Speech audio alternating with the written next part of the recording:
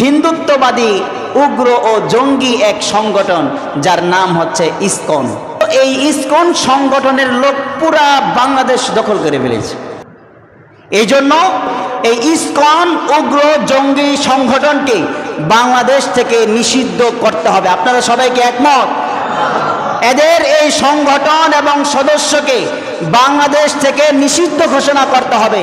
আমাদের এই এলাকায় ইসকনের কোনো সদস্য যেন মাথা চারা দিয়ে উঠতে না পারে, আমরা সচেতন থাকবো। পারবো না ইনশাআল্লাহ? ইনশাআল্লাহ।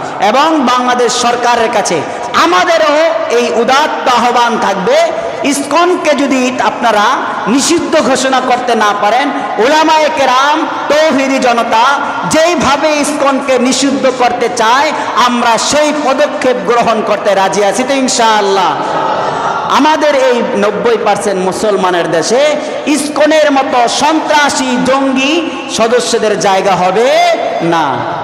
এজন্য মুসলমান ভাইয়েরা আমাদেরকে সচেতন হতে হবে, আমাদেরকে সাবধান থাকতে হবে।